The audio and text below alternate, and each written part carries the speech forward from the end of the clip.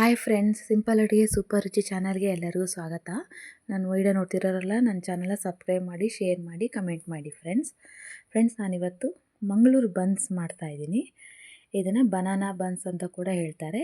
ತುಂಬ ಚೆನ್ನಾಗಿರುತ್ತೆ ಫ್ರೆಂಡ್ಸ್, ಮಕ್ಕಳಿಗೆಲ್ಲ ತುಂಬ ಇಷ್ಟ ಆಗುತ್ತೆ. ಒಂದು ಸಲ ಎಲ್ಲರೂ ಮನೇಲಿ ಟ್ರೈ ಮಾಡಿ. ನಾನು ಇದನ್ನು ಹೇಗೆ ಮಾಡಿದೆ ಅಂತ ನಿಮಗೆ ತೋರಿಸ್ತೀನಿ. ಫ್ರೆಂಡ್ಸ್, ನಾನೀಗ 2 ಬಾಳೆಹಣ್ಣು ತೊಗೊಂಡಿದ್ದೀನಿ ಫ್ರೆಂಡ್ಸ್. ತುಂಬ ಹಣ್ಣಾಗಿರಬೇಕದು. ನಂತರದ್ದು 2 ಬಾಳೆಹಣ್ಣು ತೊಗೊಂಡಿದ್ದೀನಿ. ಹಾಗೆ ನಾನು ಗೋಧಿ ಹಿಟ್ಟು ಮೈದಾ ಹಿಟ್ಟು ಮಿಕ್ಸ್ ಮಾಡಿ ಹಾಕ್ತಾಯಿದ್ದೀನಿ. ಅದಕ್ಕೆ ನಾನು 1.5 ಕಪ್ಪು ಗೋಧಿ ಹಿಟ್ಟು, ಅರ್ಧ ಕಪ್ಪು ಮೈದಾ ಹಿಟ್ಟು ತೊಗೊಂಡಿದ್ದೀನಿ.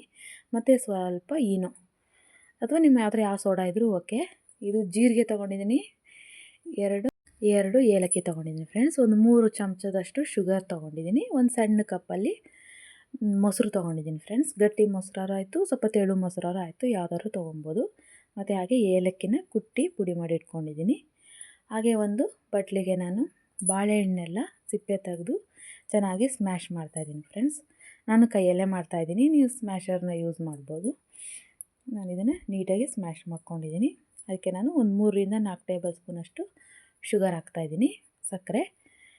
ಇದು ಬಾಳೆಹಣ್ಣು ತುಂಬ ಸ್ವೀಟ್ ಇರುತ್ತಲ್ಲ ಫ್ರೆಂಡ್ಸ್, ಸಣ್ಣಾಗಿರೋದು. ಅದಕ್ಕೋಸ್ಕರ ಒಂದು 3 ಅಥವಾ 4 ಸ್ಪೂನ್ ಹಾಕಿದ್ರೆ ಸಾಕು. ಮತ್ತು ನಾನು ಜೀರಿಗೆ ಮತ್ತು ಏಲಕ್ಕಿ ಎರಡನ್ನೂ ಸೇರಿಸ್ತಾ ಇದ್ದೀನಿ.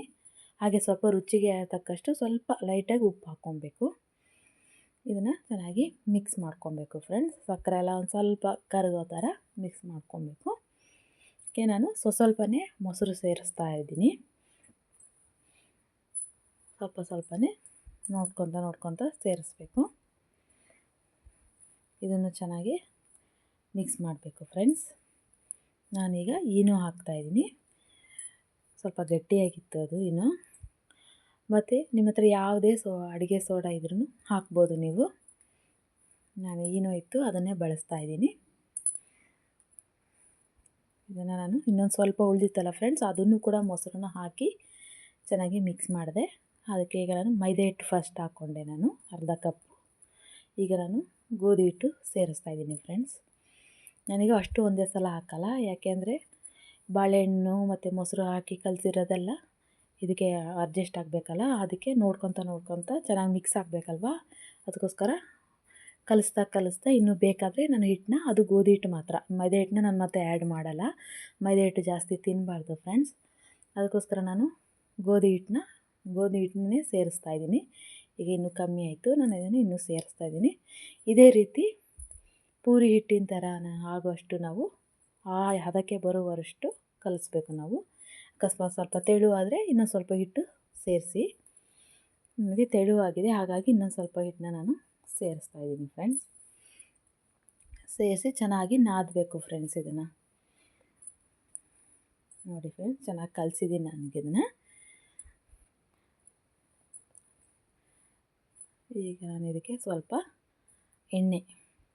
ಕುಕ್ಕಿಂಗ್ ಎಣ್ಣೆ ಹಾಕ್ತಾಯಿದ್ದೀನಿ ಫ್ರೆಂಡ್ಸ್. ನಾನು ಎಣ್ಣೆನ ಚೆನ್ನಾಗಿ ಹಾಕಿ ಚೆನ್ನಾಗಿ ಮಿಕ್ಸ್ ಮಾಡಬೇಕು ಫ್ರೆಂಡ್ಸ್. ಇದನ್ನು ಚೆನ್ನಾಗಿ ಎಣ್ಣೆ ಎಲ್ಲ ಹಿಟ್ಟಿಗೆ ಹೊಂದ್ಕೊಬೇಕು, ಆ ಥರ ಕಲಿಸ್ಬೇಕು.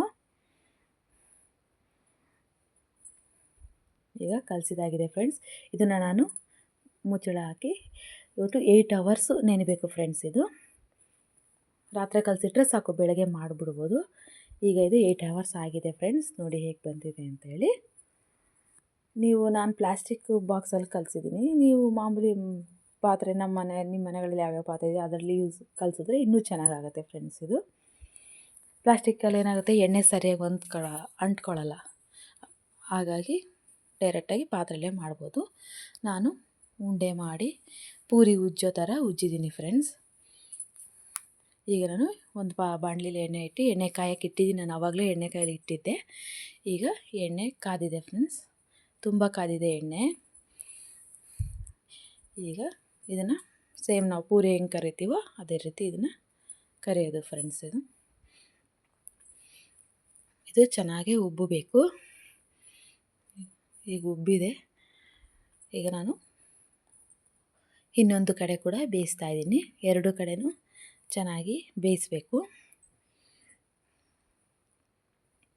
ಈಗ ಆಗಿದೆ ಫ್ರೆಂಡ್ಸ್, ನೋಡಿ ಹೇಗೆ ಬಂದಿದೆ ಅಂತೇಳಿ. ನಾನು ಇದನ್ನು ತೆಗಿತಾ ಇದ್ದೀನಿ. ನೋಡಿ ಫ್ರೆಂಡ್ಸ್ ಹೇಗೆ ಬಂದಿದೆ. ನಾನೀಗ ಇನ್ನೊಂದನ್ನು ಹಾಕ್ತಾಯಿದ್ದೀನಿ.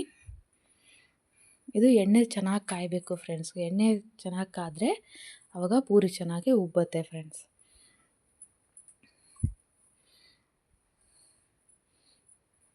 ಈಗ ಇದನ್ನು ಕೂಡ ನಾನು ಟರ್ನ್ ಮಾಡ್ಕೊತೀನಿ.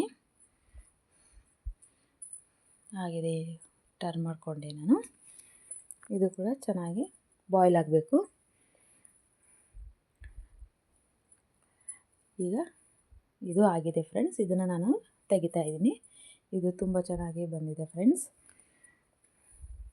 ಎಲ್ಲವನ್ನು ನಾನೀಗ ಒಂದು ಪ್ಲೇಟಿಗೆ ಹಾಕ್ತಾಯಿದ್ದೀನಿ. ನೋಡಿ ಫ್ರೆಂಡ್ಸ್ ಹೇಗೆ ಬಂದಿದೆ ಅಂತ ಹೇಳಿ. ಇದಕ್ಕೆ ನೀವು ಚಟ್ನಿನಾರ ಹಾಕೊಬೋದು ಅಥವಾ ಯಾವ್ದಾರು ಪಲ್ಯ ಇದ್ದರೂ ಅದು ಕೂಡ ಹಾಕೊಬೋದು. ನಾನು ನೋಡಿ ಫ್ರೆಂಡ್ಸ್ ಯಾವ ರೀತಿ ಬಂದಿದೆ.